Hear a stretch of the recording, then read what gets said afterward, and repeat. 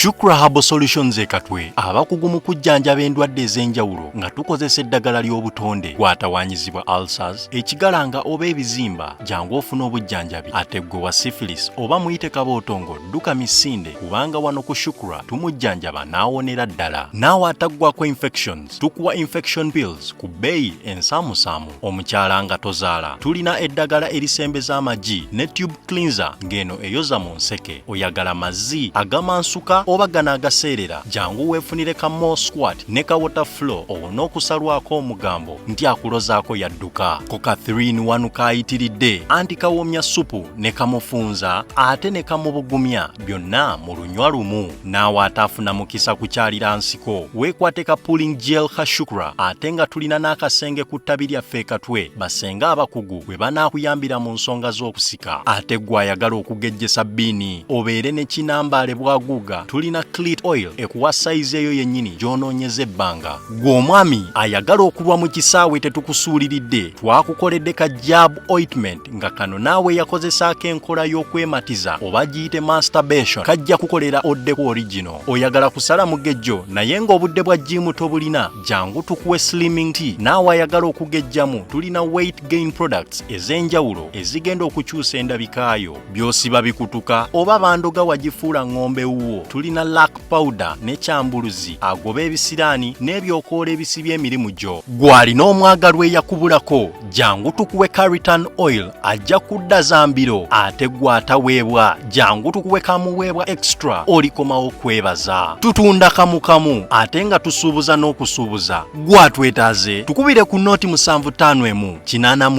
884 43 oba ku WhatsApp ku nooti 777 74 85 73 ne ku nooti 744 85 68 77. Shukra Pure Herbal Solutions.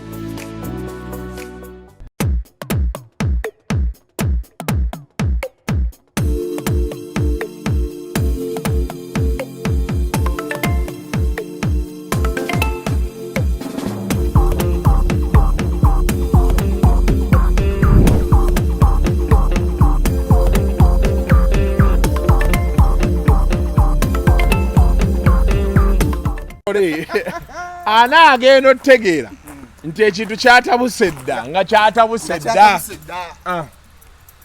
Waataawo omwana oyo aleeta primarusani ya lwanguye obadde omugambye mugambye balwawo nnyo oluusi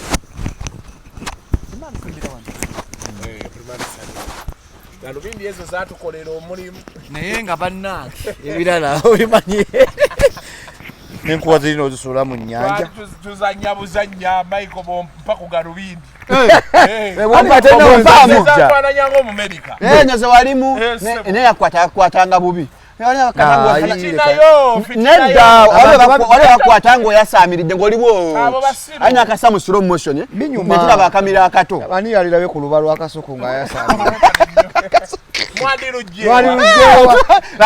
mwakuba Dubai naye kyasinga okunyumira ne kati nkyabyogera era omuntu bw'asigala e Uganda abaako ekintu ekimuzimba kiruma abantu bagatundawo gali ati ndi present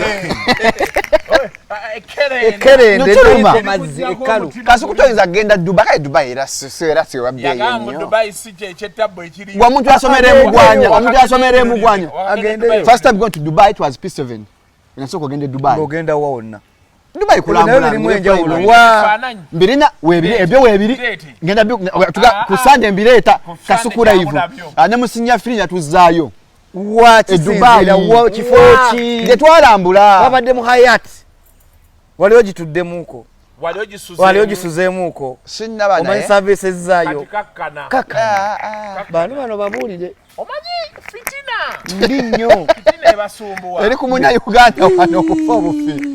Nayenga welcome to yet another edition of Kasuku Live. Olunaku olwayo tusinzidde wano Munyonyo ku Impala. King Michael, Shalom owe fitina. Shalom funa akapima sukali. Owe fitiniye. Ojja keetaaga. Nze nkubuulirira wano you need something to measure your Dubai. Yulira Dubai. Simanya gwini bamutalawo Charles. Omusajja yabadde abuuza Michael. akakapale ke walimu bakayita batya kalika overall ka overall white overall naye omuziki gwanyumira banne omuziki gwanyumira bana kuli atabo mbebaza tebatumanyira baba manyi kabini yaffe walaba ate gye twali eri mu VVIP naye baatuwa ekitiibwa ate naffe netubagala nnyo tulosembeza akameza ako wano oli si musajja waffe Jafari Anko Jafari atalaga totubeera wala ssebo Haji tukwagala wano Haji ne luli gwe yaleeta Haji Jafari Musa nga tuli wali ogambe tugenda genda gwe best employee of the month oba of the year ne luli ye yajja Haji Jafari meze yo giteeke wano Haji Jafari jangu otuule wano emmere esookeebe naye gwe yeetaano tuloteeke wano ate ebijanjalo byani byakasuku nze sikomba ko ebyange byaggwa omuntu yakava Dubai ako oliyo ki ebijanjalo tasobola okikombako ebyo bibyo bya Shalom ekyokoze kyakwe Shalom yagenda okulya ebijanjalo tuyambe tokwata wali nnyama kijanjalo nojja tuwa ku mazzi g'engalo kanzige Shalom musajja wuuyo kama si kijanjalo ka supu Roni takuteyo kantu so kwateyo akantu za Jafari wandagula ebituufu ntobye n'ensi naye n'ogende wa Jafari n'ondeka Shalom tugende ddi tagundo agitulina yalagala tuwa appointment agenda gituweerawo kati kimaiko nine enamba yo yakukoonako tugende wa Jafari tulina okujja tulina okujjira ddala okakwaki bikwate kulaga mmere oyagala ki ajangu kwatirawo kwate mmere kwatira eri ssebo omwana n'aba atya Jafari omutya tegeza wobeera okumpi eyangwa lulinga yalwayo luli yalwayo tugibadde kumpi tubadde tuli bulala ge mazima modoleta yogera obanza tuli ku show olowooza kiyinza okuyimirira mama tuli mu kusooka kulyako soke tuli empolampolanye aji Jafari ajagala kulagula akeberemu kati nga lwaki tebankebera Jafari wuno yankebera nga byonna kyekyo seba Jafari ogenda kunkebera kadasikameka abayimbi bonna balabire kunze ndikuteya kagundi balabire kunze baloke bategeere mbu buli kimu kiba kirina otutambula singa wogenze wa Jafari bulamu butambule buli kintu kiba kirina ate nze nina ero baleeta bitangazo bya mu maaso ebyo mu maaso ate byameka tubyagazaaki bya mu maaso saagala sajja agenda lweru ebikomaawo ontangaze bya maaso bya maaso watambulirako nnyo omukisa gw'ekika amiina nnyo era ng'olindibwa wali ng'omuntu eyali alindibwa ate singa nakati okyalindibwa nnyo naye waliwo kye wali olina okutereeza mu kika mu kika mu bazadde bonna tugamba maama yansinga okwagala ne taata we yakwagala nnyo kyemba nimbye mugamba nti tolina kyolimbye bwe mba nga sirimbye tolina kyolimbye tukimanyi bulungi nnyo nti maama yansinga okwagala naye taata we yakola ki yakwagala nnyo nampewa n'obusika oli busika obadde ki nze nasikira Charles Bisaso kankunywerezo ddala Charles Bisaso yali muzeeyiwo naye omusajja ono byayogera ate byennyini byebyo byennyini amulagudde wano amulagudde ebituufu baleete entebe endala nze kennyini Haji kakati ebyokunywa omusajja omugagga ennyo naye waliwo kasiteepu ke wasuulamu kaluwa bw'oli buzze ku lubiri ojja kujja nkubuulira ekyokola tuzuukise omukisa amiina nnyo yensonga lwaki omulanzi Jafari mbagamba nti sigaba mukisa naye entereeza omukisa noonya omukisa wawe gwabulira kitegedde bulungi Haji sebo okola kye bayita sebo Haji ata owulidde so bulijjo oli musika obadde otya omulonde mayiga musika nze ni musika so babunjijako kati Jafari eno obadde okimyeyo ki mu bifo byaffe nayeyo famire ebadde empisa eyo nga nzize kutereeza waliwo bye nnina osituka ng'omuntu ntereeze neekwatiremu nga waliwo ebiganye ewaka nga tebisoboka mangi eri ku kitebe kati nga nnina osituka nzigira eddala wano wano ewaka bagamba yestoke nange nne wenkulengedde ne ngamba ono siye Kasuku wabazanga ngamba kangende mubuuzeeko olabye ate nange wenfunidde omukisa n'onkubamu ekitangaaza kitangaala Shalom yenna mugamba dda bangamba dda Shalom baali bakugamba lwate mubuusa bantu muli babi nnyo mubadde Dubai mukyagambwako Kasuku namugamba nga ntandika okukolagana naye ne mugamba Kasuku togenda kudda mabega ogenda fundikira ng'olina alina okukola ku factory naye ebintu bye yatisse Kasuku omanye ebigendererwa bye bya Kasuku ye kontaina eyo kambuuse n'abaana ababadde batamanyi Kasuku ayagala mu maaso eyo atuuka ekiseera nga alina ekintu ekikola ssente nga ayingiza kiro na misana kiro na misana ye factory agambe nti nimba ye kontaina yazze leka nze ninene emboozi omanyi kala ya kontaina yajja ate nga kigenda kubeera toyibayiba supu ku muceere gwonna anyaga nti ffenna twagala supu Shalom ayina ekyejjo bwe lyeri obadde Dubai ki ekikuliisa omuceere kati lwaki okyagwagala Dubai balyaki nange kati Kasuku yagulya lwaki okyagwagala naye nno muneyo abantu banyiigidde ddala tulina obusungu haja abantu banneyo haji tuyambe buzibu ki bagenze Dubai bagendedde mu taxi ng'agenda ate ne okuziika balema okunyega Kasuku ng'agenze e London ate ne banyigira Dubai kale ate London nga 3 August ogenda kunyiiga nnyo tugenda tugenda London era muddayo mwenna temugufuula muze 3 August tuli London muri London weewaawo nange bantu haji njagala ontangaazeemu tojja kujja buzitusooke tutereeze mwaliwo akantu akakuttemu nga kawaka kika kati waliwo ensonga lwaki taata we yali akwagala nnyo biva ku busika bwe bampa tebifa ku busika buli guba mukisa olaba toli muzadde Mike abaana loole ennamba gy'alina kati ojja kulaba nga mu baana boolina olinamu omwana akuli wano naye nga talina kye yakuwa naye nga akuliwa awo ku mutima kati wabaawo ensonga lwaki ekyo giba misambwa gya kika bagisituse n'oyo nga nagirabira ofunye essowaani egabireko kati olina okutereezaamu ojja kulya kumala ekyo yange ofunye essowaani nolonyolye awo ebintu bitambule nga bigendawa Haji Jafar jangu lwaki otya nti okukulaba yagala kuta otuwaddeyo kaki haji agenda tuwaayo nagenda tuokya ate tuba tunamalira interview anaaba akyali akatikati leka naawe ngenda kusasula olusani njagalayo n'ak'omunsawo ngenda duyimiriramu olusani njagalayo n'ak'omunsawo ak'omunsawo nkawa nfuuzi gwe kinga emaika akyesobola buli kiri bwe kiti ak'omunsawo waliwo ak'enfuuzi nimwangobera ddala mu luseke niba nenze Kasuku Enyama enjokya. buli weesembererako bwenti ngenda kukawa banaku kingi maiko badde otya ng'ogenda kiba mukisa ku lusozi ekisunga bwabwerere togenda kunsasula wadde n'ekikumi n'eki ne Shalom namugamba tajja wadde n'ekikumi naki naye Shalom lwaki bulijjo tayagala kundeeta obadde Dubai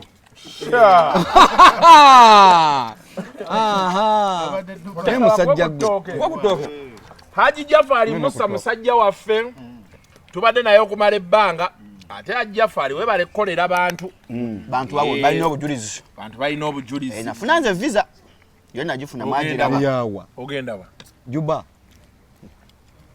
bantu balina emitima Haji Jafar nalina omulamula nange nkwina kwenkwata era yandamula nenfuna visa nze nagenda bonaabo nofuna visa eyawa ensujja loni oli ennyama abantu bangi nnyo era mbagamba naye mbagamba mamulowooza okutambula ne Kasuku kikufuula Kasuku okumala emyaka 5 mukiyita kyangu osobola okulanga omuntu omufere kizibu tasobola kizibu mwongereko abavubuka balya nnyo nkugamba nti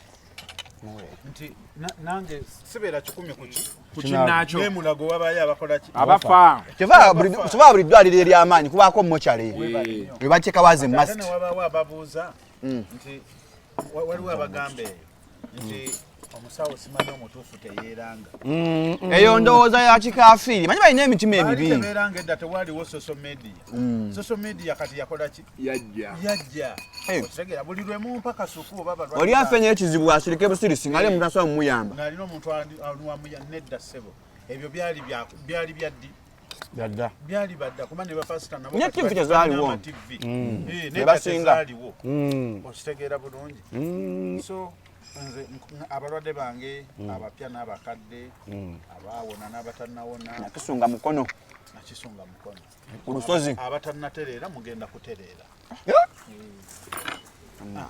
kasuku ova Dubai tebibadde ebyo naawe omulabye aji oba Dubai yakusigaddemu Uncle Mike. Aji Jafari nga nnwanyisa nga mukoze ki. Oba mirimu gyo tulizo wadde wano tuli ku mirimu gyo tutunuulidde. tuli kuba client ojjojje buzi nkubulire kyakola ng'osongamu busonzi ku muwala aji kyogere osongako buzi aji afa giwenze nga gwansongako bwati kengi mayiko kiki kigambo kyoyogera nze njagala ompa akati nga gwensongako bwati yannoonya gambe gojjojje olimba osongako buki wiiki enyo kiwedde saka naawe basooka kengi mayiko olisita kengi mayiko mwati asobola okukumaanya e Kampala tewali aji ekikono ene waffe kiyitirivu dda ekyo kyo akasuku tomuwa nze ntaasa gwe ntaasa makaago tiwena kukuwa nze akeetaaga wano Ajangu. akati kaleesa obuzibu aji akati konkeetaaga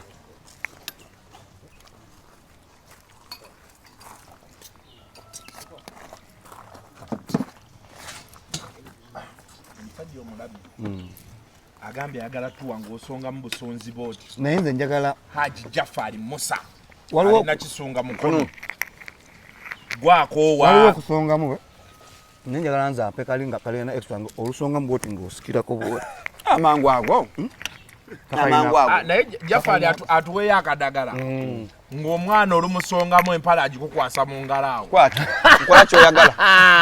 nkola kyoyagala naye akayinaako akanikadi bakaita nikadi ng'omwana gamba bugambi kasuko weya show me heaven kasi tosonga mboti nani banywa bino byakunywa onvubuka kkiri soko tuwa akalango ka Haji Jafari Musa kyetandike Munnayuganda w'otudde toyugana sooka enkunyumiza omulanzi Jafari Ssenkubuga asangibwa ku lusozi Lusaali mu Kyaggwe azze okukukolera ku mbeera embi ekulemeddeko ebintu byo byete bulungi ng'erigenda eddamba omulanzi Jafari Ssenkubuge Omukama Katonda gwe yattululako amaanyi ag'ekisalaziba nga gwe alina ebirooto eby'omuddiringanwa by'otategeera va mu kwesumagga dduka za wakayiba ku lusozi Lusaali mu Kyaggwe omulanzi Jafari akunnyonnyola akawonvu n'akagga ate ng'okukukebera kwa bwereere kubanga naye ekirabo Omukama teyakimusabaako yadde ennusu naawe alina ebizibu nga biva ku majinni emizimu embeera embi eya buli ngeri mutwalire omugugu gwakutikkule gwe weefunira oluserese tokkalire obubaka buno nga bukukutteko kwatalidda mukono wa ntono oviremu ku siteegi y'e Nakisunga aba boodabooda bakutuuse nga gwava e Kampala ne bookwata eryato ku mwalo Eggaba ne likugobya ekisinsa oba ebule n'obuuza aba boodabooda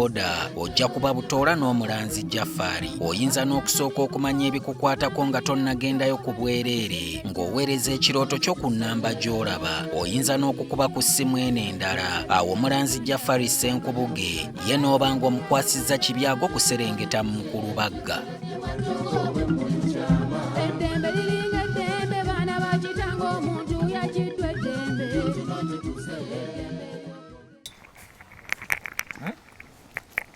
Dubai yaleese obuzibu tujja kwogera paka negwe kasuku yatise system ebyo byalabi nga tuli ku show sigame gold mani nazo nzireese wano abazungu ze bangambye ziwadde tubize kakati tagala abantu balowooze nti sebo byappa bakulangiriddeko factory ate nga bagenza ojjiranga toseka kasuku olwedde yatise dda kasuku toseka kasuku toseka Toseka. Nze siseka ndya. Kasuku toseka.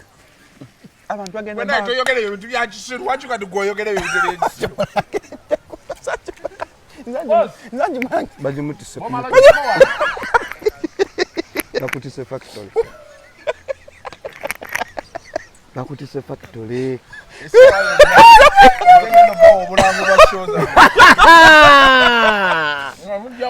Kasuku investments. Kasuku investments. Mwana investments. Katojange tonyebete. Mwana investments. Ngeze mtivu cyo. Twachiwe. Ngomanya. Si o mwana. Manna. Mwana investments. Kasuku ndeka. Ngomanya. Atakulepecha. Omuje kujja kompita mu nyindo. Owa emaiko. Wani. Nakula awagenda ne mutuwugako ne mutuvugako amaato. Byali birala nnyate ebyo. Ne wali okoye. Naye nyamba. Tekyetaagisa. Kubanga twakulinda. Flight wali okwaye flight. Twamulinda wansi. Dakika 3. Nyambala nzija, nchuka nzija. Yakusemba mugende. Bata flight laga? Beta kiki? Jet lag. Ninga twanyumirwa nnyo Dubai. Kyali kyamaanyi. Bana Dubai banna mwebale nnyo kutulaga omukwano ogwo. Mugenda soka mwebaza omugaga. Alex webale nnyo webalire ddala. naye Alex tukyakubanja. Don Chris. Otegeera. Don Chris kirule. Oyo lule. Kola Don Chris wa wano. Ayi. Awo njagala. Ate wano yali akoze. Don Chris. Waliwo Don Chris wano. Waliwo Don Chris. Wano e Uganda. Atunda bukata ku status. Yeita Don. Wano. Atunda bukata ku status yeita Don. Naye kati ate erinnya Don mugenda. Nze manyi Don Zera. Thank you. King Michael kwenda kuwangaza. Manyi Don Chris. Kugambye nze nebaza lwaki Dubai ate. Lwaki Allah akikola n'atwala ivanyisemu nga abantu befudde ba Don wano. Naye nga Zera yawuba bendera y'Abadoni. Oyazirina. Zeyogerera. Yawuba bendera y'Abadoni. Don Zera suwa kwogera kuba kale kasuku yankuba omukono. Tenga ali ansuubiza. Don Zera wajjira wodda wenzira.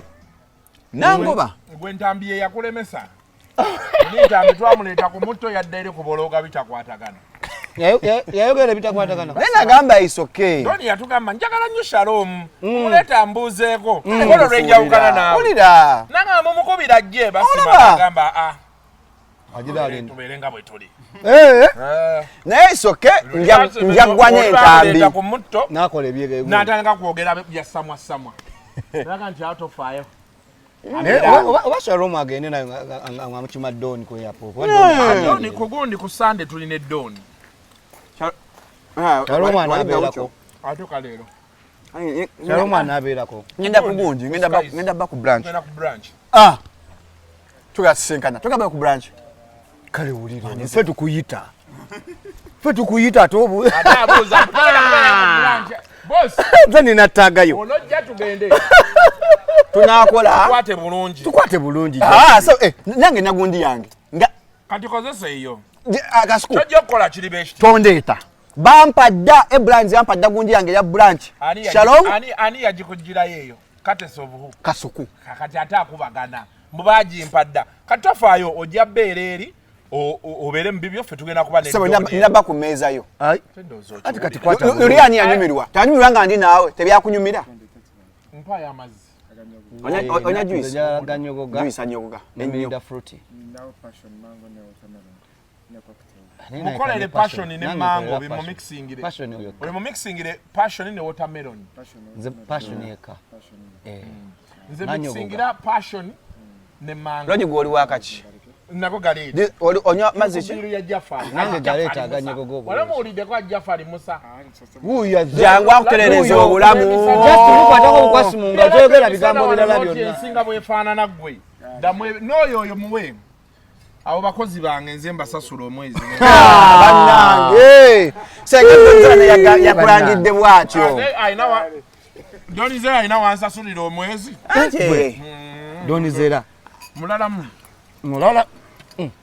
Kati wano abantu bayita ba Doni wano. Olwo batonde bakatoka. Navuza amaato. N'empuga. Naye kirungi okukuuma omubiri.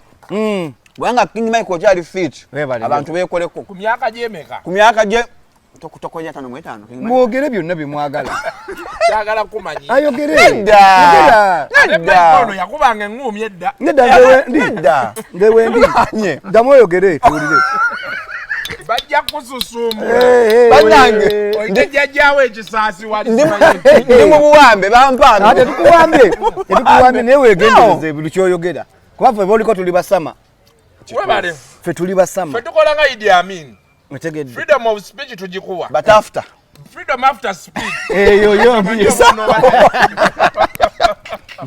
so Kasuku olina kyemalira in other words olina oli dictator si dictator ne Kasuku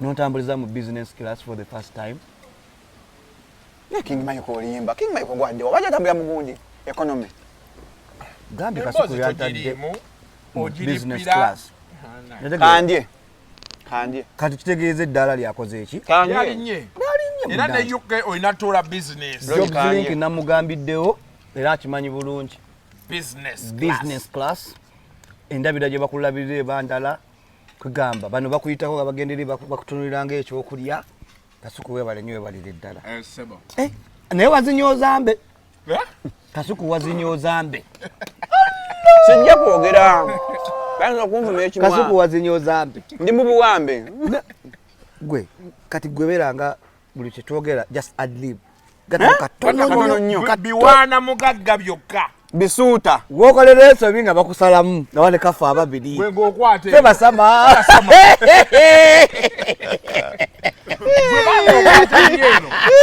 bw'olaba kyekola ebyegisiru nga okyusa ng'ojeno sigala nnyo wano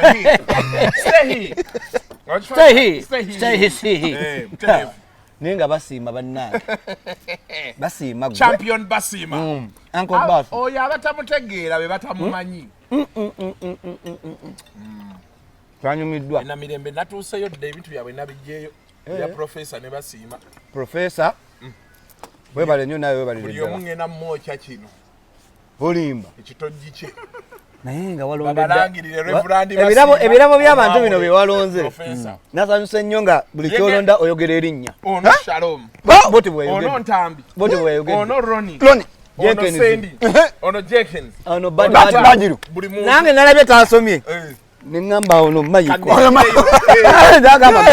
muntu namuleetedde Saturday bali bagenda kufuna ebyabwe fe ku Sunday nammwe mufune ebyammwe webale kweti happy ane Kasuku oli w'amaanyi tunakolanga naawe babeetikidde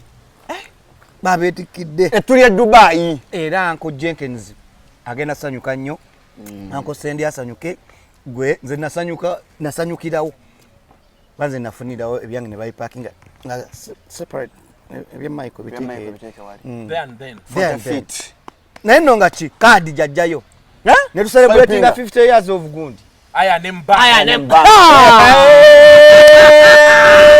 mahaba ogimanyi amaanyi ngalaba VIP lounge mahaba gyetwatuuka ne bannange Michael ng'alaba nteekayo wayi nanga Kasuku kakyako ne mugamba eno travel pass ya Mastercard aya nemba olinza kumpita mu kuziika ebyo tobimpita bw'onoofuna omutima omulungi tugenda kukwagaliza naye ekizibu oyogera n'olangira agenze Dubai oli Kampala kati tubadde twagala ate luutu eddako tukutwale tunaakutwala tutya ng'ojerega gye tulaga namugamba Dubai yekibuga ekisinga obulungi webale ebyo byetwagala okuwulira twagala owulira awo ogenda kuwewandiisa ate obane Kasuku King Michael Doni Zera Basima Doni Chris wa Dubai so wawano wawano ali luddawa simumanyi atundanga to ku status oli ye Chris Lule Don Chris Lule Don Chris Lule kasitoba naye atambula n'akasawo wano wekati ng'abagagga baba kamubano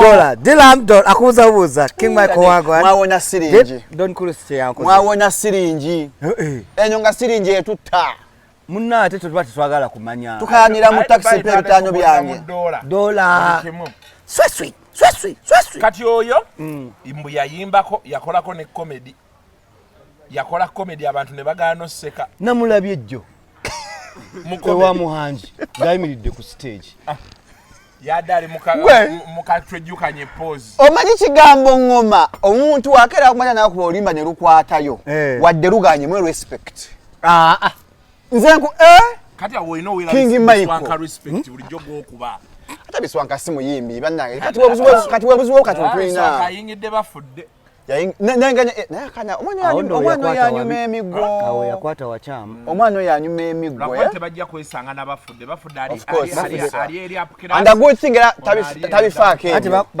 bafudde uptown kati ate ali ku album break the chains okitegeera gyali otegeera ebintu ebyo biswanka ali mu slums mulungi obadde ki kasuku tetudda mu byama bika tugenda bugenzi tugenda mu maaso kati bannaye nga tetuna ani agenda oli enkoko sagala nkoko enkoko nyama si kintu kyange ebyo mbirya nnyo enkoko gye wampadde Dubai enkoko eri mu firiji yange yonna ejjudde olimba eriyayo ejjudde nanti gwe mulya nkoko ŋŋanda empalabu yo wagiriddeko kasuku kiki enkoko eri mu nkuba evidiyo okukola kwage firiji yange ejjudde enkoko enamu oba ngula nkola shopping nze firiji yange tevaako nze sigula akawa mitwalo 2 omwezi ogula wameka nze yakangula mitwalo 25 ku 5 factory yange gye baŋŋambye bagenda osula factory nemmanya mbwe ekyo nkoze ekyo nkimaze nze nsobola vidiyo kola firiji yange section esooka waliwo nati na freezer ne firiji manyi byanyo alla nga akwadde ku sente tuba na kantu kamu mwoteeka juice ate mwoteeka ennyama y'embizzi byawukana ennyama y'embizzi nayo bagiteeka mu firiji fe abagula ennyingi oli embizzi kale kwogera abantu banaganja embizzi gwobereesa gwagirya abasigwe abagirya sinjanyiza mugagga mugagga nnyo mukwata nga mukyalawo ositegeera kati ewange section esokalo ey'ennyama nkoko sausage buno abutata buno nati mukazi yabugula simu yakola shopping wabo ne bateeka mazzi agoonya mbulirawo Frankfurt obo anje siboma mukazi yakola shopping mbulya buwoma mukazi alusa mazzi agoocha n'abuleeta amangu ago n'olirawo bannabula mbunyi mangu olina sense bwezijja nno bw'osooka okumpa ate nawe kawuswominga essaawa yonna ebafu ya mukazi wange etuuse mu July mulina okumbeererawo ogenda tuyita nina bayita ewaka pabadde bazikolera ewaka anjaga tubeere waka mwaka tumpazi nga tugabeera ku yaya kwate buyaya naye kivulu mu November Chipoli festival egwe kyekiti ekyo ngenda kugaba Chipoli kuwa kuya yawe mstanule ndawulawo ekisasa yagamba waliwo omuwala yamulya n'amusiiga ekipooli n'akinuunako tonsiiga ekipooli togayiridde nnyo nina Chipoli festival infact nyaga tukigatte Chipoli festival museke munyamu togatta abantu bajja luseke luleke luseke luli sold out tunakola luseke nyamnyam buli mwaka luba sold out luli sold out olaba abe Dubai bagenda kuvayo bajje mu luseke nyamu Chipoli bwai tobaira nnyo mu kamera ddako eno ayitubye mugongo bajja kulaba ebbina ate bagambe bannaye omwana ng'aleese emabega kasuku bannaye kasuku bwakuta bwatyo yabadde Dubai mbadde nkyabagamba oli bwakuba oluyimba n'ayimba n'agenda mu studio mwe respect music si mwangu mpuliranga obutunda nanti wamugambye agatta bubuli obutunda bismillah obutunda bwokka leta butunda bwokka onayagala butunda bwokka so bwokka bubuli obutunda bwokka eri mango genda oleta obutunda bwokka ani yasabye mango gireeta ogiteeka tujja ginywa leta obutunda bwokka ne yangu wakati oyanguwe biro ogiwe hajija byonna gwagenda obinywa ngatono ogenda buli wokwa ku mugagga kola naye Jafari omukuteko mu ngalo n'otegeera ekigenda mu maaso onoofuuka mulungi omukasuku Jafari musajja wange nze mmumanyi naye bwe mugenda temundeka ewa ntwala King Michael Jafari ng'omutwala otya kusa tugenda mu lusozi ffenna naye mu bye neesunga kyenjagala mpe kano ndagasa omusonga mu boat akampeko gundi copyright yako nga nzaakalina no mu Uganda gwe abatajja abonaabona ng'osonga busonzi wooti mukazi wooti nagamba ntwala manya kitegeeza ekyo kati ogambye oyagala kuyimba asikyaswala biddamu wayimbako Mukovi eriyimiride eryesimbi eriringa lya bebe kulu waliwo yayimiranga. Mu COVID wano gundi. Nze alina hiti ekisaasi. Hiti ki? Akayimba bakatanga pandemic. Bakayimba mu lockdown. Nayimba nga lockdown ebonyabonya abantu. Mwe bayimbi abali aba lockdown. Nengenda mu studio. Nenkuba. Yimba kubamu. Kati tukera kumasya gayi bamuta Alvin Priest yali ayimba. Yeye ali muyimbi wa ddala. Ngano omwanzi bamuyita speech yali out songwriter. Ngabanga Shalom kacho bine bigambo byonyumya ngo biyimba. Ogenda kuyitawo.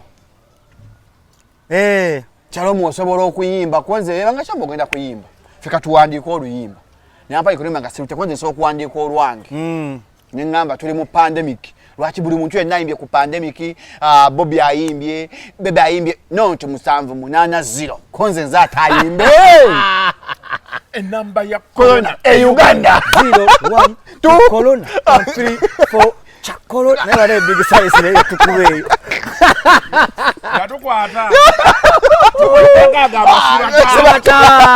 Minister of Health. Mudidi. Badali byabwerere. Big size asobola okuyimba ekintu bwekyo nga. Yali agenda okuteekayo obuwunga nangamba gwe kasikolewa. Tugenda gaba buwunga ku ministry yange ojje. Obeewo. Nga bagaba obuwunga. Kubizeo nakatandika YouTube yange ngeze nayo. Okutera live. Kyekikuvumisa abantu walina obusungu kuva dda. Kasuka obusungu bwe munaabo tereka. Nzize mpambana nayo. Kyekikuvumisa abantu. Kyayibola abembaga nti subscribe tobuuka bulango nyamba tokikola. Tobuuka bulango. Lockdown yali enzisi. Ekyo baile gwe akinjigiriza ekyo kyokulaba obwo. Nze bulango nali mbuskipinga. Kati nekiyiga. Kati obuuka obulango kasuka oba omukoze bubi. Kati mbulabira ddala. Kati muyangamba Shalom jango oyimbe konze mpamu inaku 2. Ngogendo wandi. Bali baga kumpa tuition yawo nga tuga kusoma. Tugasula kalinga kamu 8. Kozi je nali nkola muyangamba. Lockdown wali okyali ku university. Bro, I'm young. Chitubuziza. Babuziza ki? Yes. Babuziza ki? University, yes. In fact, mu first year. Nze ku university naddayo era n'ensoma nga ndi musajja mukulu. Nebikusumbuwamu. Byakusumbuwa. Era ku myaka 3 nali nfulumye. Era bamutikira. Bamutikira. Kituufu yebaza Mukama. Nti buli ali ku university mwana muto. Kati ngomya yangamba jangu kulosa tungampa olunaku tugende mu studio. Nasoka nzira mu kisenge nga tukuyimbya ku pandemic efuse pandemic. Ngampandika luyimba lwange kagenda mu studio. Njija mbulungi nga tutuyingira. Mwanga asoko oyiwe mwawo. Ngantandika ngamba ngenda kuyimba ku pandemic.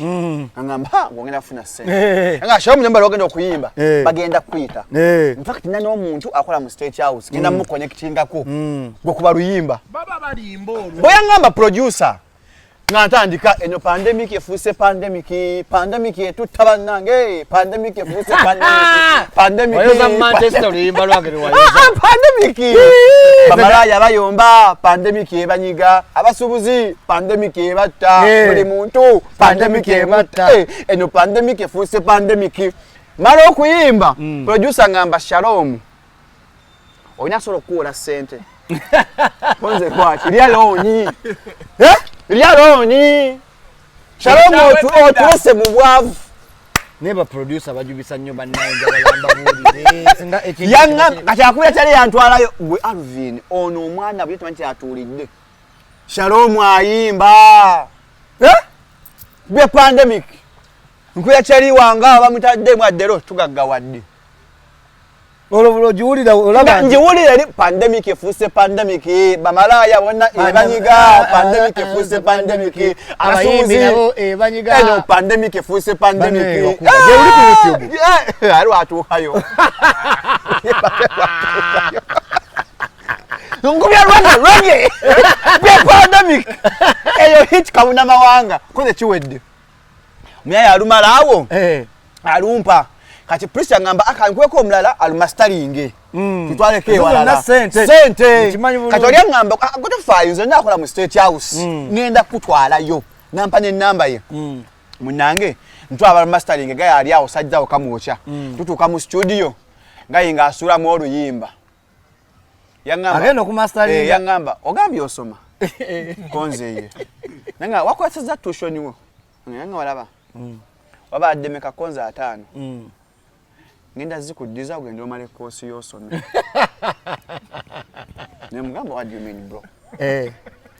Angamba sagala kumala mu maanyi naye nze ndi muntu mukulu nkinjogerako nkimanyi tosobola kuyimba bwe yagamba nangamba in fact oba osobola genda akutona olimba genda omusibe naye ng'enjibisa gye yakujibisa nanga this is bullshit pandemic yo nanga senga wangambye sani kuzanya kusani kwa nyabudde kujja awe waluleka King Michael Chanuma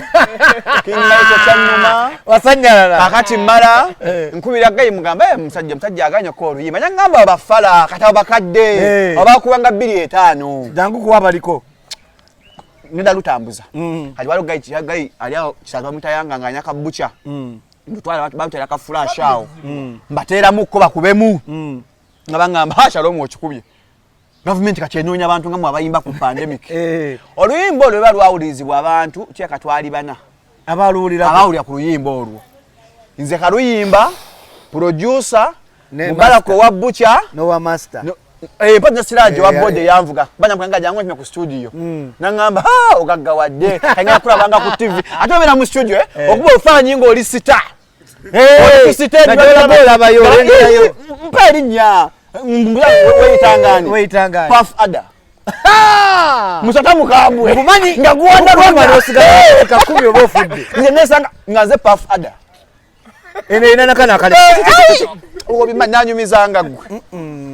Nze Puff Ada ngamfobutuka lege raga. Eno pandemic efuse pandemic. Abasubuze batta banange pandemic efuse pandemic. Big up Puff Ada.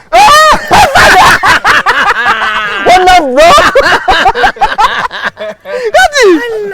Ati producer ngamba Puff Ada terijja kukola producer nyanga atajja ko ya Puff Ada ningo baja gamba bapigidiri kibi alinjijako ngamba gatta manyago ngamba ngole ntya ngamba nyaka tinze Kingdom nkyuse erinya seko Kingdom Shams anyorija kuyitawo goyisewo naye kozesa p koza Kingdom Shams nga Shams ya Bible konje chiwedde munange nakubira cyali ati ngankwira nyo yampo wa State House we yangamba nkonye kitingeko omuntu akola mu State House namusaba appointment oli mu kamera sebo gwe bangamba akola mu State House yangamba mu meeting ekwejenyi service park ebwayise akola mu State House akola mu State House goyagala twalira oluyimba alitwale wala disi bakonya musa kulagirira George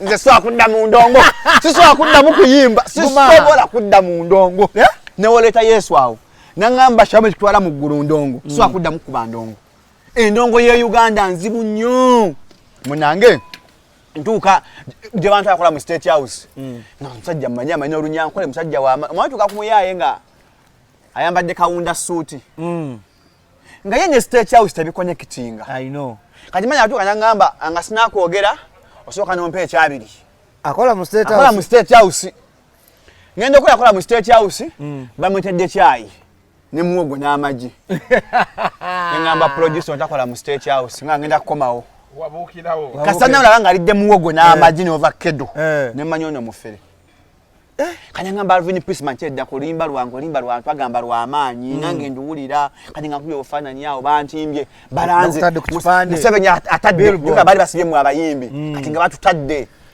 kati nga wonye sente zitambula ez'ensako z'abayimbi nange neraba mwendi nange nyimusize eddoboozi lyange ng'omuyimbi njongeddeko eddembe ly'abayimbi naye okimanyi nti abayimbi bangi nnyo abayima mu lockdown awo bangi lockdown yaleeta music gwe angenda okulaba atawa mukama nyamba meetinga oyo easy yakuba tu easy yakuba luyimba kyo lockdown sima lockdown fesima je mbere ya lockdown awo kati musinkana muga bro nyakayimba kenjagala kaitewo bro bichi tanga kubiye kiyimba yalikawo musokwane twesanga yo mu house party anga ne kata man this song bro sagala kulimba but it's not going anywhere ne lwachi bakumala ate bayogera nga bubi in fact ekyasi wauta surface team yange bayimbi antu nasinkananga mfacho kuinzamu amanyi nga bagammalamu naye munange abantu abo bakola bubi nnyo kubuulira kubanga kati singa ate tulina omuyimbi ow'amaanyi osegeera obudde butuuka tushoni muwaddeyo tulina okukola ebibuuzo bagenda kugulawo amasomero tushoni gwe wakozesanga ebyo omuya yaŋŋamba gw'ogenda funa ssente owulidde tushoni kano k'oyimbye ku pandemic kiwedde ogenda funa ssente nga ne bakulira mu Ministry of Health nina omwana gwendeeta afubutuka nanga twalinnya pafu terijja kukola pafu Adam banene bajja gamba oli muyaaye ate nga oli mbalumbye yimbe lw'amakulu lwaki oyita pafu Adam ng'oyimbye message kwanza Kingdom Shamus kalikole mama akayimba tekasukka kisaasu ku bitaala ebitaala bya kali kafuma bwe kati walikozeyo akalala nga kasoka kaganye omanyi kankubuulire ogusooka n'ogwokubiri kakyako munnange agana mbanja awo tasumanga ne sister wa Pablo wa comedy agamba Shalom you're funny I can take you to Pablo like you do comedy konzo you're serious agundi atadde bulebe tadde bya Pablo ono alina comedy awo ebugole ku Jazzville ngabo babulwa kusatu ngabo ne comedy bichi kayinga tugenda nga mpwalira n'abantu ananya ba campus tujuze ekifu supplementary nga ngenda nanga Shalom solo good comedian na Pablo ngamba labyo yogere ebyo sanga byo gali ku stage abantu bajja ku fence ko konze nanga Shalom you're better than these people nampe example ya comedian bensinga nawe notulamu nze ngantamba ya njali nya boda tyako ne gisoko nebika emekula ba celeb netwakuona ngantambula nekwese ngani boda ninya wanga ninda tiri nya boda batu celeb wengwa nobika I'm one of the most funniest person at the moment I was according to the people nganza singo okusesa luna kurutuka olinya ku stage abantu bano babiri King Mike abantu babiri nakola ngali haso zange eno eza jokes zange n'abantu baseka ne bachali bange ngabaseka nabaga eyatemi in fact I was confused to choose ntandike neriwa ndabuliye bu punchline nanga obatekana ya taxi obe ya radio nenga ntandike ngani na jokes nyingi ngowero mozajo so nenga insokeriwa nenga baso kanyimirire bwenti gasogera baga chichali baga balinda chi ngani na jokes nyingi Pablo janyanjula aja waliwo akavaako gundi romantic muchiga nga yakava wow this guy bringing new talent what let's welcome Shalom nga njija najja nseka bampadde akazindala omatala kujja tonda sise webati ntuka ku stage kuba joke esooka buli omwana tunulira ati tebaseka bagana konzante kutte bulungi ngolete nzira ko joke eyokubiri ne bachali bange bagana okuseka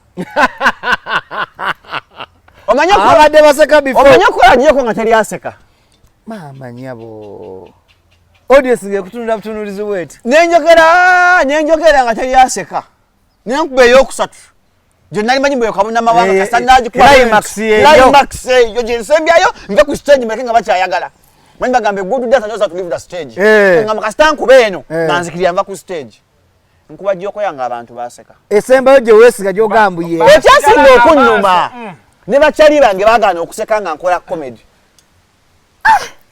bagana okuseka abali baseka nga tonnakola ki nga sinagenda ku stage bana Uganda balina omutima omubi nenga nali sisesa kale nyo bana nere osekamu bali bakubuulira mazima osekamu lwaki oganya osekamu nnyo ng'akola jokes mwagala tulimbe kati munnange maliriza nakola baganya oseka naye nga nyensirika bwenti nenseka nzekka kati wanyaseka nzekka eventually nabo bekanga bakoze eti kati baseka nensura akazirindalo nga yo hit ojimaze njimaze Pablo ngamba that wasn't bad you know just consistency oluda kuti nakwana nempita bachali bange baga muyingira ku ticket zange yatwala kasitaba gamba Shalom onyutandikira okuseka nendulu kasitaba gamba Shalom ngamutandika okuseka je sinayogera mulina okuseka amuseke nga nyamuka stage we museka ye mugamba yoyo museka ngende tukali nga mwasa sese webale nnyo basikirize n'abalala era omulungi ngende okukola comedy ebugolo ya Pablo nga kyali bange basoka okuseka nga sinyogera nga baseka ataga magezi gali nga nzaba kanyo bagamba but you guys can just keep low museka muri museka nga baseka kanya ngamba n'enyonga Uganda yetaaga bwetyo kati mu comedy ekitegeeza batwala abantu baba otwala akuba endu n'agenda okufuuwa omutwala mu bayimbi mwebali era nasoose kiraba mu bayimbi ne ngamba bannange mu comedy gyekiri ojja ne baasi ye stage munyamulowooza naye ne ngamba ate nga tuyimba nnyo abatatikka mwe muli b'amaanyi nakigamba tuye kololo banta Victor gwe twali kololo nga kasenga baleeta gwe bamulya Nigeria yajja okimba nga buli omu ali ku simu bali ku Snapchat ku TikTok King Michael yajja n'olyoka n'otukuba n'otwanamiriza abantu danso nebaza nnyo Malembe okuba nange twafe kololo nennyimba ku Victor awo ekisooka nafuna omanye teri kisanyusanga kufuna sente zoyagala olamudde ne bakuwa sente zoyagala naye services zobawa ziba kyekyo kati ako Victor muganda wange nali mpulira nga ndi happy kubanga ne balasi wange yali awo nga bamungatu mkuwe nga tonali nnyo tulindeko otegede bulungi mbase ni nkoze ntya nenga soko nga nazikuwa ali wali mchala mulungi nye naye na smile kwega nongamba linda ko malo kuyimba soko eno olina okulya ebyokunywa bikutta ne timnyo bagifaako abantu bonna bali abanywa booth y'abayimbi nga ninga aliye bawa otegeera mulimu nagwe yasingawo yes King Michael gwe ali headliner bakola ensobi by the way okuleta omu Nigeria bandi wadde ya King Michael ate naliyimbye nga tebamulese ntakyagwa bulungi ekya Victor yayimbanga y'ebisaati tetubitegeera ababitegeera era neŋŋamba senga watwongeramu kalawundi awo danso ensi negweddalu ensi yagweddalu abantu bawunga nange nanyumirwa nali ngenda nakubagwamu nenga nebibya nebavaawo nenaswala yali yayero mu bantu twala leka naawe yali amanyi muyimbi ajja mu jaketi agijawo bwati akanyuga mu bantu atwala ebisiranyi byabe bamwe twala genda jiwe nnyo zawe malira manya nti amulinde mu mundu bisa bulijjo mu era jaketi bagimudize ya yero ne Shalom ero kukakasiza opika mazima abantu baliyo nze gambye era King Michael olwagwa yenga kanzire ku simu negwe tewaliyo t-shirt waje genda be share ya Malembe it was Malembe bategeka bulungi nnyo King Michael yavako yali eno waggulu ku hockey grounds onyo bwe yamala nayo kera baleta Victor jenga bakola ensobi bandi wadde King Michael yekka nayimba kyali kyaka do not mean to sing the crowd is singing along with you chifu tugamba abantu nabiswanka befula mbayimbi bakube music omulungi King Michael akuba naye Michael mama webali nyo mama nebali okabayo kuva kuwasa chote passanero bonna abazoku nabo omuzungu ali ati omwana mutwalira muze kunkubulira bako ebyo omuzungu yanganga ndekero omwana bwali ku stage uzanza ali ku ground naagala kuwakata omuzungu agamba omwana mutwalira muze enanganda nenemerawo nanga omuzungu yananga ati omuzungu yagamba nengamba omuzungu yatwali omwana nanganda gwe abantu bakole music omulungi kasuku omunaku agenda bona abamirekerenda kino ekikitufu kyetwogera kasuku people should do good music oli basuwa 2:5 awo 2:5 naye yakuba olimba lwa Michael wanjekera omwana jukira Victor yali abakuru kid teri munaku yali amtwalo 10 ticket esooka teri mwana munaku yaliyo naye bonna bayimba Michael nga bakola batya nga nze fanya nabo omuzungu Mike ayima ko omuzungu omwana mutwalira muzeeye nanganda omuze wagwan bra dalaga nokulaga nga weso wanga weso nalikola kazikugo bayalaba kwa baje mwe bali kulaba kachomala oleta hit kabuna mawanga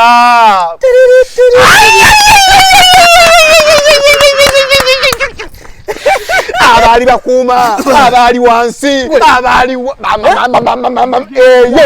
eyo gwe abale gobe mutibya hiti kabuna mawanga ngendo kugamba nakamba kwa timuwala abantu ne ngamba cyana omuzungu nagamba ngamba cyana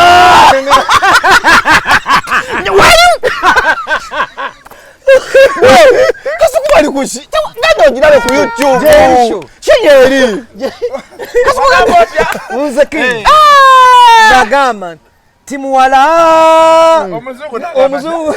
omuzungu nalyo kasemera nagamba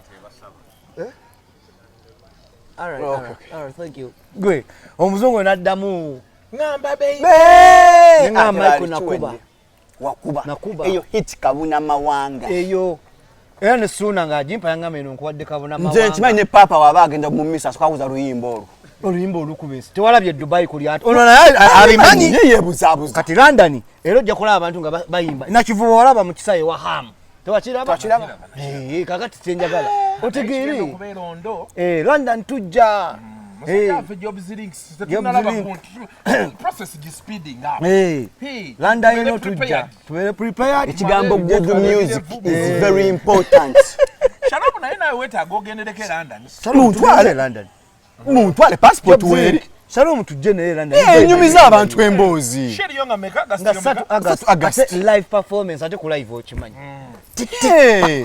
kasuku mu kuwandika akantu agende London senga wange naluga afe yali yankolimiramu ekintabuli ky'omuziki 2024 London King Michael Kirebaje Stabwa Maureen Nantume Misachi Rema Ziza Bafana Nonani Wile Mukabya katule mukabya agende nze nsigale amma mulimba Jobs Link abitegeze katule wile mukabya agende nsigale okuyingira standard pound ya 3 VIP pound ya 5 table y'abana pound 2 table y'abantu 8 pound 4 London inalyo kanyoko omuliro era ziza Bafana jenga bakita Shalom oyo Shalom Health and Social Care Limited ekyo kirungi oboyo yabakutwala aje kati bejeje nze Shalom hachikole August ejja kuba Saturday aje tugende ne King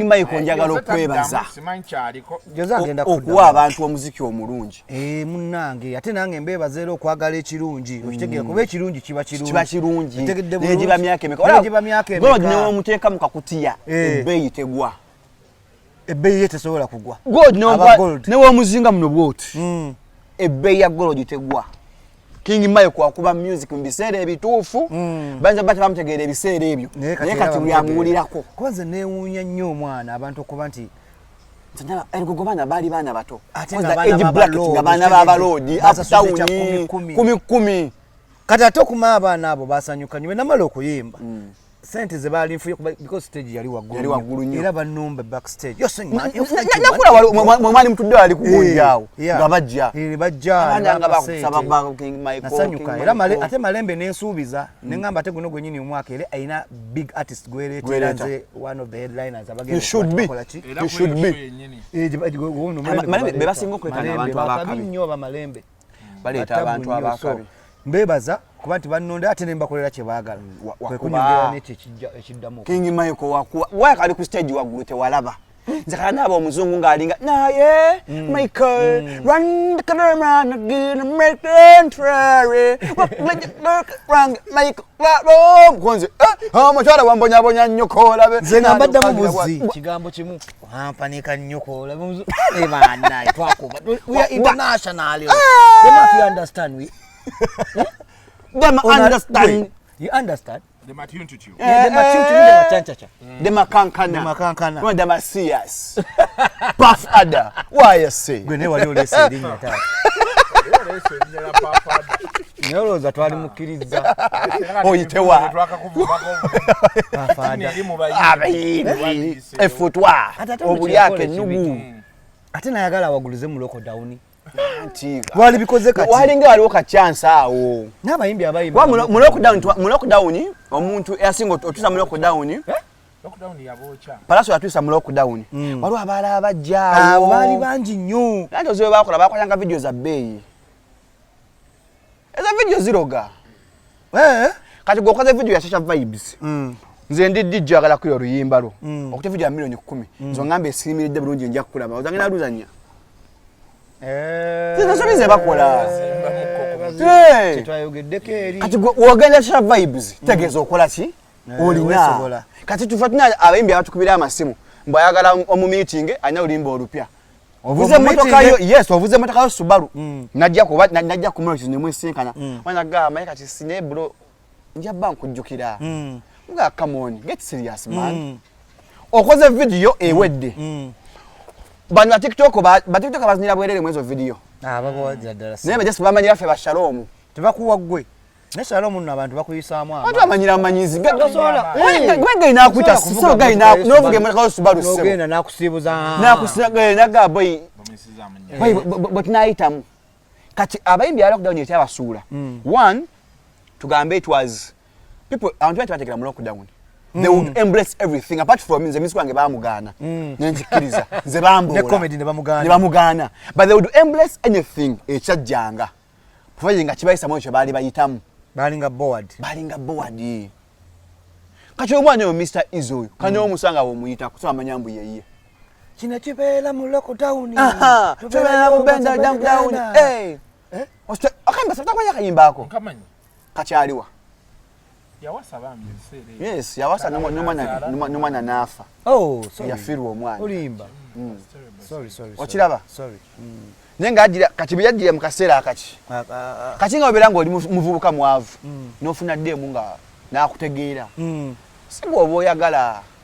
Abantu bano abali mu Uganda balina obufumbo. Tebalina abantu be baagala, balina be basobola. Wakategeddako. Ebyo bibye. Bituufu. Be baagala bali luddawa. Era nga gasenga nkanye nfuna sente ekikaze ekyeru ekyo kisheri ekyo. Shere matovu. Wallahi nze kiwa. Shere matovu alina omubiri gwe. Yawona omusajja omuganda. Musajja abaganda. Yafuna omulala. Alina omulala. Ayinza n'okuba Yo mvuka. Naawe leka. Oyo gwali naye wa kamera. Lwali anga. Era nonyo gwe yafuna gwe yazza Katumba ali muvubuka muto. Yali bali bakola bonna. Oya sobola kubabba wa Shere. Nani ali Mayiko mwa bayina ebitiibwa. Enyansi yavaako dda. Kati ngogamba musiba engejero gyamugira tokiraba. Beekwata munaawe. Leka naawe. Wanono gwalingiza. Komawo ku kamera olugambo komawo ku kamera. Oyena tulabisa. Nze akubuulira.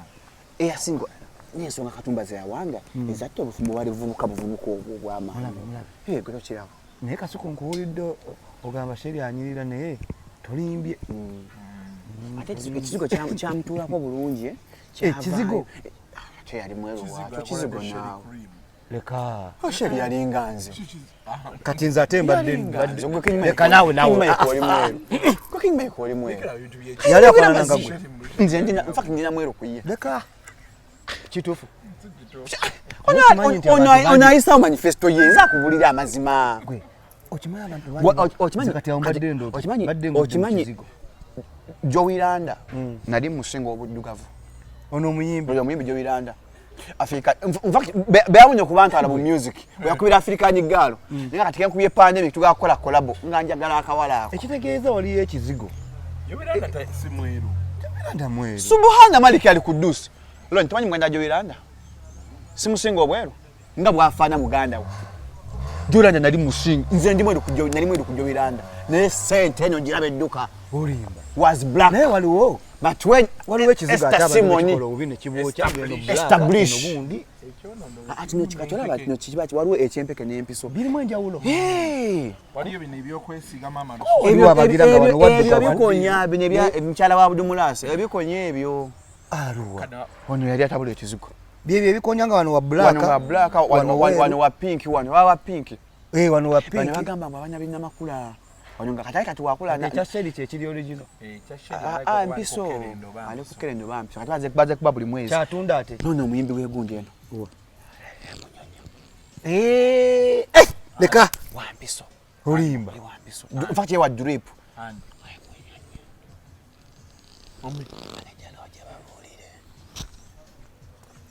Hey. Ayika kyayongera mu whitening. Ayika kiye walo drip echupa ngaza. Never tuzina omwana sitawe eri ekiwatulawo. Ngeno gye batera ogenda kuchupa ngala chupa y'omulwadde. Netonya bwe ngenda koza. Yes, kati bebola wanywa bazadde omwana tabeera muddugavu. Mwana aba mweru.